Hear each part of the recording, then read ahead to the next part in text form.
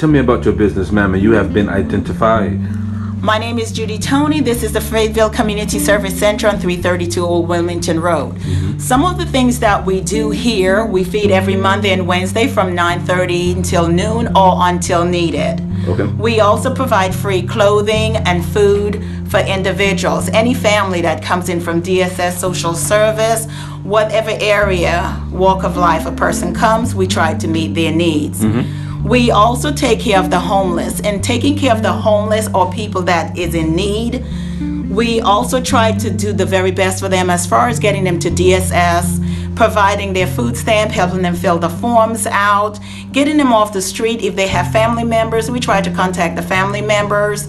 We try to work with them to get back home wherever is necessary. If we can collect funds for them to go back home, we will do so and pay for them to get back home. We have taken people back home to Lumberton because the need was necessary and they were ready to get off of the street. Some of the things that we also to provide for these guys is if they need shelter, we would work with different individuals, different government agencies to provide the homes for them. We will also work along with them to provide jobs. We will speak with different groups to provide jobs for them. We will get them to the jobs. We will pick them up. Okay. We work along also very closely with Ms. Karen Moore from Lincoln Street for the HUD Housing Division, which is located less than 2 blocks away from our center. Okay. Ms. Karen Moore works along with us with her other volunteers there to help educate the seniors, other members in the community as far as getting jobs, work with them to better themselves, and just provide positive role model to build their character and help them to further their careers. Other things that we do. I don't mean to cut you off because you said a lot of good things here. You spoke about education. My mother is 27 years retired from Chicago Public Schools, so education runs in my family. What I need you to explain to the people that are watching now, when you speak of education here, what do you mean? Education is a broad spectrum. Okay. We have education with the young people that need training on becoming mothers, learning how to be good role models for their children. Okay. From sex education, Come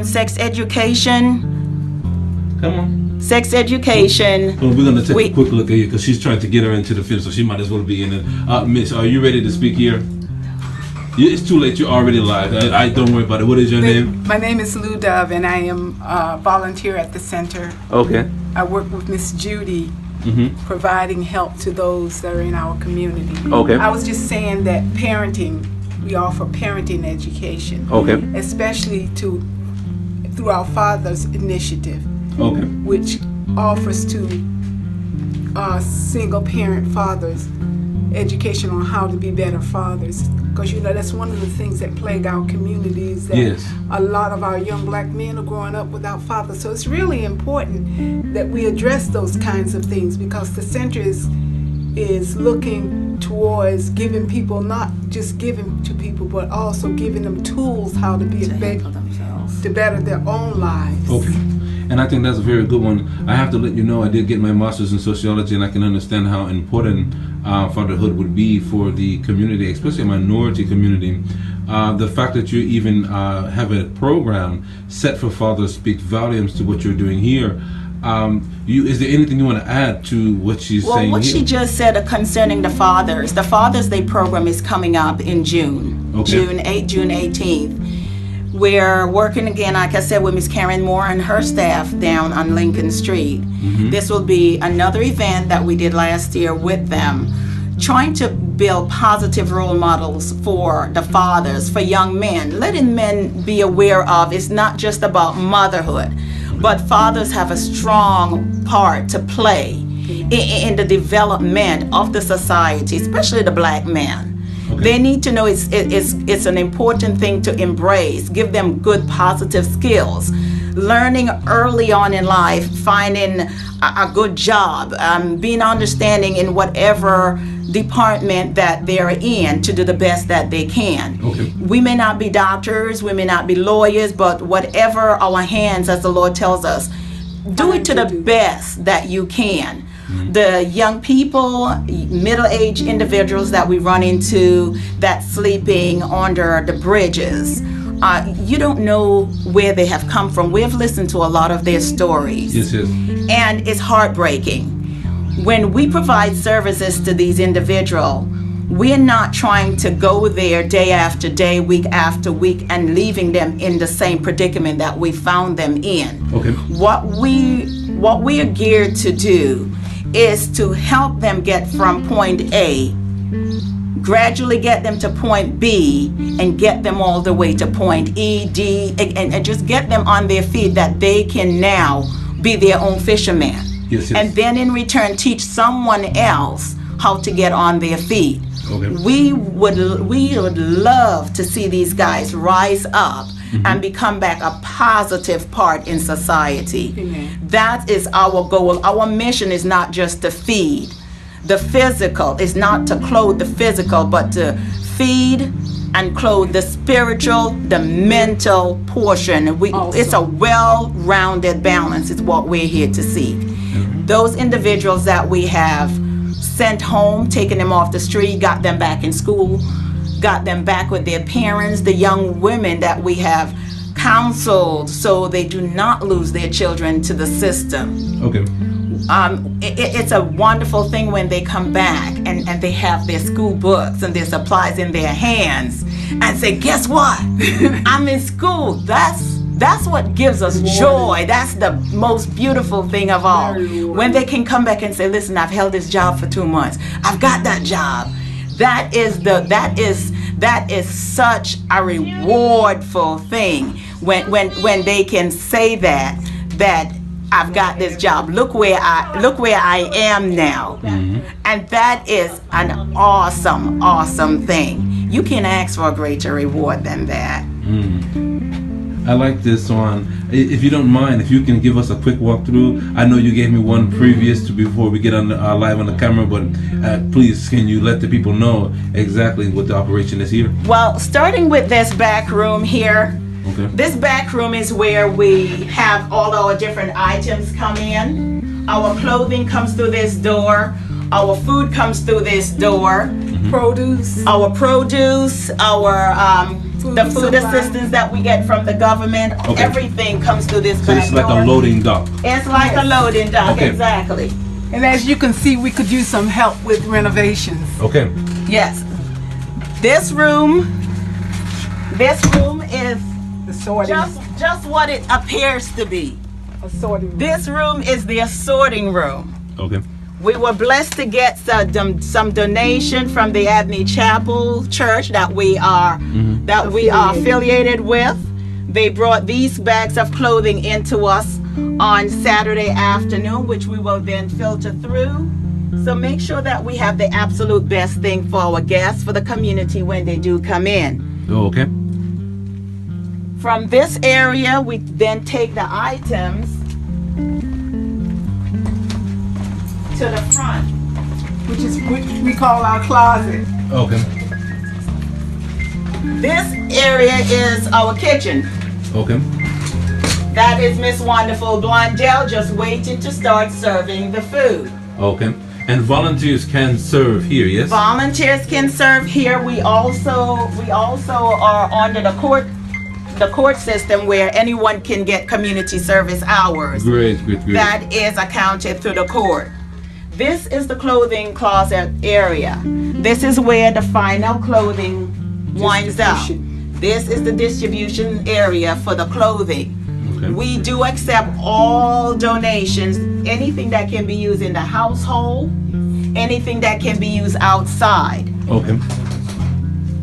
This is the other area for the closet. Oh, okay.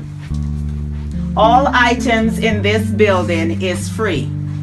Anyone that donates any items also do receive a tax write-off sheet. We do not make their prices for them, only they can determine that.